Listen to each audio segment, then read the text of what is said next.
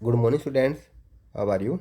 Students, आज जो है हम ज्योग्राफी का थर्ड चैप्टर का जो लास्ट टॉपिक है वो करने जा रहे हैं, जिसका नेम है ग्रामीण नगरीय संगठन, या फिर हम इसको ये कह सकते हैं कि रूरल एंड अर्बन कंपोजिशन। तो बच्चों, इस टॉपिक के अंदर जो है हमारा होगा कि जो ग्रामीण और नगरीय यानी कि जो रूरल और अर्बन एरिया को जो हम कैसे डिवाइडेशन कर सकते हैं, किस बेस के ऊपर जो हम उसको डिवाइड कर सकते हैं, उनके जो बीच में क्या क्या जो डिफरेंसेस है उसके बारे में हम जान सकते हैं। तो बच्चों, यहाँ पर कहता है कि जनसंख्या का ग्रामीण और नगरीय में विभाजन निवास के आधार पर सॉरी निवास के आधार पर जो वो किया जाता है कि वो किस पार्ट के अंदर रहते हैं। यह विभाजन आवश्यक है कि क्योंकि ग्रामीण और नगरीय जीवन आजीविका और सामाजिक दशाओं में एक दूसरे से भिन्न है। तो बच्चों, यहाँ पर कहता है कि जो ना हमारी जो रूरल एरिया है या अर्बन एरिया है, उनके अंदर जो लाइफ जो है ना वो, या फिर उनकी जो इकोनॉमी या फिर उनके जो सोशल जो डायरेक्शंस जो है वो एक दूसरे से काफ़ी जो डिफरेंसेस हैं ग्रामीण और नगरीय क्षेत्रों के अंदर, यानी कि जो रूरल और अर्बन एरिया के अंदर जो है वहाँ पर हम देखते हैं कि जो हर तरह से जो ना जो उनके आयुलिंग संगठन है, जैसे कि हम कह सकते हैं कि उनके जो ए सेक्स जो कंपोजिशंस है या व्यवसायिक संरचना की, उनके जो ऑक्यूपेशनल स्ट्रक्चर जो है वो किस टाइप से है, जनसंख्या घनत्व यानी कि जो हमारे पॉपुलेशन डेंसिटी है वो कितना है, उनके जो डेवलपमेंट के जो स्टेप है उनके जो बारे में हम अलग अलग तरीके से जो उनको जान सकते हैं। यद्यपि ग्रामीण और नगरीय जनसंख्या में अंतर करने के मापदंड एक देश से दूसरे देश में भिन्न होते हैं। तो बच्चों, यहाँ पर कहता है कि जो अगर हम जो ग्रामीण या जो नगरीय जनसंख्या यानी कि जो अर्बन और रूरल जो पॉपुलेशन है, उन दोनों के बीच में जो डिफरेंसेस निकालने के लिए जो क्राइटेरिया रखा जाता है, वो एक कंट्री से दूसरे कंट्री के बीच में जो ना काफ़ी डिफरेंसेस मिलेंगे। सामान्य रूप से ग्रामीण क्षेत्र वे होते हैं जिनमें लोग प्राथमिक क्रियाओं में संलग्न होते हैं। तो यहाँ पर कहता है कि मोस्टली ये लोग जो लोग प्राथमिक यानी कि प्राइमरी एक्टिविटीज़ के अंदर जो है ज़्यादा इनरोल हो, तो वो क्षेत्र एरिया जो ना वो हमारा अर्बन एरिया की बजाय रूरल एरिया उसको जो हम बोलेंगे, कि जो ग्रामीण क्षेत्र है वहाँ के जो अधिकतर जो लोग हैं वो प्राइमरी सेक्टर के अंदर जो वो इंक्लूड होते हैं, जबकि जो अर्बन एरिया है वहाँ पर जो है मोस्टली जो पीपल है वो जो है हम कह सकते हैं कि जो नॉन प्राइमरी एक्टिविटी या हम बोलेंगे कि जो सेकेंडरी एंड टर्टियरी टाइप की जो वो एक्टिविटी जो वो वहाँ पर करते हैं। और जो ग्रामीण और नगरीय जो क्षेत्र है उनके अंदर जो हमारा हम देख सकते हैं कि जो सेक्स रेशियो है या जो लिंग संगठन को जो है वो अलग अलग तरीके से जो यहाँ पर दर्शाया गया है। कनाडा और फिनलैंड जैसे पश्चिमी यूरोपीय देशों के अंदर ग्रामीण और नगरीय क्षेत्र के अंदर जो सेक्स रेशियो है उनके अंदर काफ़ी डिफरेंसेस जो यहाँ देखने को मिलती है। क्योंकि बच्चों क्या होता है कि हम देखते हैं कि जो डेवलप्ड कंट्री है वहाँ पर जो वुमेन्स है वो एक बेटर कंडीशन के अंदर होती है, और उनको जो ना अर्बन एरिया के अंदर जो ना अपॉर्चुनिटी मिल जाती है, और उनकी जो है हम कह सकते हैं कि उनकी जो सुरक्षा है तो वो वहाँ पर अच्छे से मिल जाती है। अफ्रीकी और एशियाई देशों में जिम्बाब्वे तथा नेपाल जैसे जो देश हैं वहाँ पर ग्रामीण और नगरीय क्षेत्र के अंदर लिंग अनुपात यानी सेक्स रेशियो के अंदर जो इसके विपरीत यानी उनके अपोजिट होती है। पश्चिमी देशों में ग्रामीण क्षेत्रों में स्त्रियों की अपेक्षा पुरुषों की संख्या अधिक होती है, जबकि नगरीय क्षेत्रों में स्त्रियों की संख्या पुरुषों की अपेक्षा अधिक होती है। तो बच्चों, यहाँ पर जो दोनों तरफ से हम डिफरेंसेस देखने को मिल सकती है कि जो डेवलप्ड कंट्री है, जो विकसित देश हैं, उनके अंदर ग्रामीण क्षेत्र के अंदर जो है पुरुषों की संख्या अधिक मिलेगी, जबकि जो सिटीज़ है, जो अर्बन एरिया, वहाँ पर फीमेल पॉपुलेशन जो है वो ज़्यादा मिलेगी। जबकि डेवलपिंग कंट्री है वहाँ पर जो इसके अपोजिट होगा, वहाँ पर जो है जो अर्बन एरिया है वहाँ पर फीमेल पॉपुलेशन कम मिलेगी, जबकि रूरल एरिया है वहाँ पर फीमेल पॉपुलेशन जो है वो ज़्यादा मिलेगी।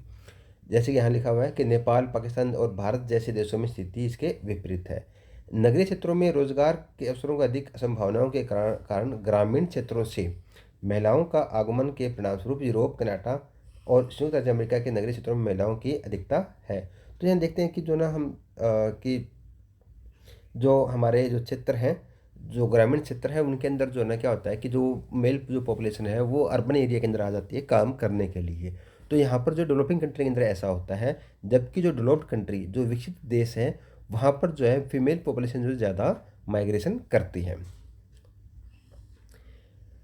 कृषि भी इन विकसित देशों में अत्यधिक मशीनी करता है, और यहाँ लगभग पुरुष प्रधान व्यवसाय माना जाता है। तो ये कहता है कि ये जो वहाँ पर एग्रीकल्चर जो की जाती है वो काफ़ी डेवलप्ड है और मशीनी करते हैं, मशीनों के द्वारा जो ना वो एग्रीकल्चर की जाती है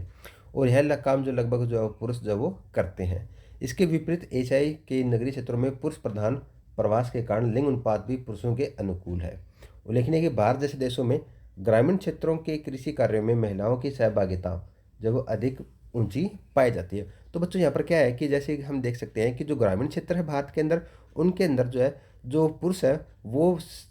नगरों में जाकर जो वो काम करते हैं, जबकि महिलाएं जो है वो वहाँ पर खेतों के अंदर जो है वो या कृषि के अंदर जो काम करती है। नगरों में आवास की कमी, रहन सहन की उच्च लागत, रोजगार के अवसरों की कमी और सुरक्षा की कमी महिलाओं के गांव से नगरीय क्षेत्रों में प्रवास को रोकती है। तो बिल्कुल यहाँ पर स्पष्ट जो है ये बात कह रहा है कि नगरों के अंदर जो ना आवास की जो है कमी रहती है और रहन सहन की लागत भी काफ़ी ऊंची होती है, रोजगार के अवसर भी जो कम महिलाओं को कम मिलते हैं और सुरक्षा जो है ना सबसे मेन जो कारण यहाँ पर हम मान सकते हैं कि महिलाओं की जो सुरक्षा है वो नगरों के अंदर जो है कम है, इसीलिए जो ना महिलाएं गाँव के अंदर ही जो वो रहती है, इसलिए प्रवास वो नहीं करती। उसके बाद है साक्षरता, ये जिसको हम लिटरेसी जो है बोल सकते हैं, लिटरेट। किसी देश में साक्षर जनसंख्या का अनुपात उसके सामाजिक आर्थिक विकास का सूचक होती है। तो बच्चों बिल्कुल स्पष्ट सही बात कह रहा है कि किसी भी कंट्री, कोई भी कंट्री है मान लो,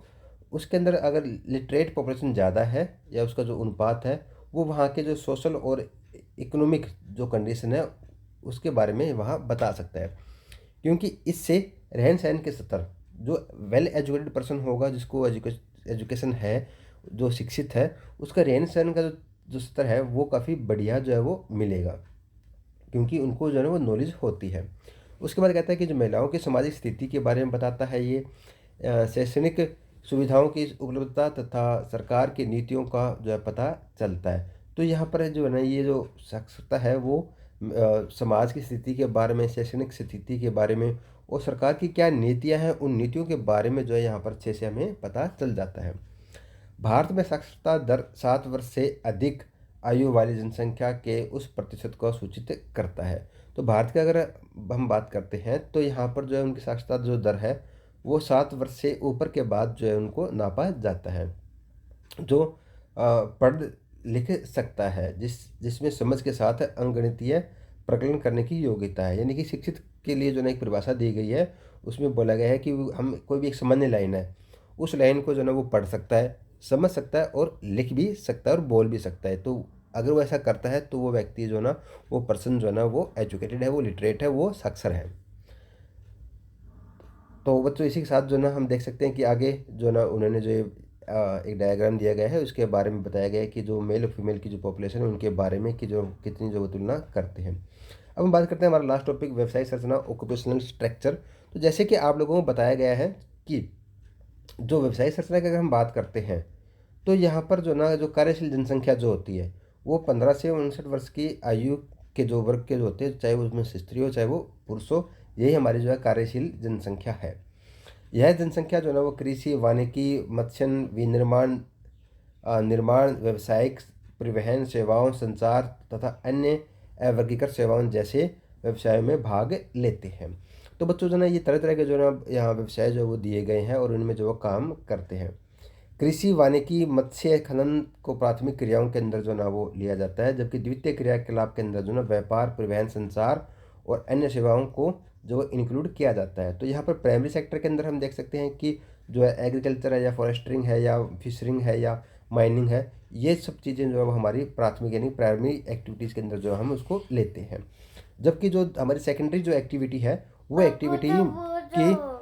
एक्टिविटी जो है ना वो हमारे ट्रेड है, जो हमारे ट्रांसपोर्ट है या कम्युनिकेशन जो है उसके अंदर आ जाती है, जो अदर्स जो सर्विस है उसके अंदर आ जाती है। उसके बाद हमारी तृतीय क्रियाएं, जैसे उसको टेरिटरी एक्टिविटी जो बोल सकते हैं, कि अनुसंधान, सूचना और प्रौद्योगिकी और वैचारिक विकास में उसको जोड़ा गया है। यानी कि ये जो चीज़ें जो ना हमें वैचारिक और एक तरह से जो हम कार्यशील हम रहते हैं और दूसरों को जो सेवाएं देते हैं, इसमें हमको प्रोड्यूस नहीं करते, बट इसमें जो हम दूसरों को जो वो सर्विसेज जो है ना प्रोवाइड करवाते हैं। इन 4 खंडों में कार्यशील जनसंख्या का अनुपात किसी राष्ट्र के आर्थिक विकास स्तर को एक अच्छा सूचक है। तो ये कहता है कि अगर ये हम देखते हैं कि जो ना इसमें जो कार्यशील जनसंख्या है वो कौन से क्रिया के अंदर जो इंक्लूड है, और वही जो ना वो आर्थिक विकास के स्तर को एक बता सकती है। फॉर एग्जांपल अगर हम देखते हैं कि अगर जनसंख्या मोस्टली पॉपुलेशन जो है वो प्राइमरी सेक्टर में इंक्लूड है, तो इसका मतलब ये हुआ कि वो वहाँ के जो आर्थिक जो विकास है वो इतना ज़्यादा बेटर नहीं मिलेगा, जबकि उद्योग और दूसरी अवसंरचनाओं में के अंदर जो ना वो अगर इंक्लूड है तो उसकी अर्थव्यवस्था जो थोड़ी स्ट्रॉन्ग जो है वहाँ मिल सकती है। तो यहाँ पर यही चीज़ें जो है बताया जाता है कि जो है कौन से सेक्टर के अंदर से वो द्वितीय तृतीय चतुर्थक सेक्टर में अधिक कर्मियों को समायोजित कर सकती है, जिससे अर्थव्यवस्था जो है वो स्ट्रॉन्ग हमारी हो सकती है। अगर अर्थव्यवस्था अभी भी जो है आदिम अवस्था के अंदर यानी प्रारंभिक अवस्था के अंदर है, वो लोग जो प्राइमरी सेक्टर में जो है इंक्लूड ज़्यादा है, तो वो क्या वहाँ पर क्या होगा कि जो ना मोस्टली जनसंख्या जो है मोस्टली जो पॉपुलेशन जो है वो प्राइमरी सेक्टर के अंदर जो है वो लगी होगी, और वहाँ पर उसका अनुपात ज़्यादा मिलेगा, और वो लोग जो प्राकृतिक संसाधनों को जो है विद ज़्यादा जो उसका यूज़ करेगा। तो बच्चों आज के इस टॉपिक का हमारा लेसन जो वो यहीं कंप्लीट होता है, क्योंकि इसके अंदर बताया गया है कि जो जनसंख्या के जो कंपोनेंट है वो कहाँ कहाँ और किस तरह से होते हैं, और उनका जो सत्र है वो विकास के रूप में कहाँ तक जो है वो हम देख सकते हैं। तो बच्चों आज के लिए इतना ही। Thank you friends and have a nice day.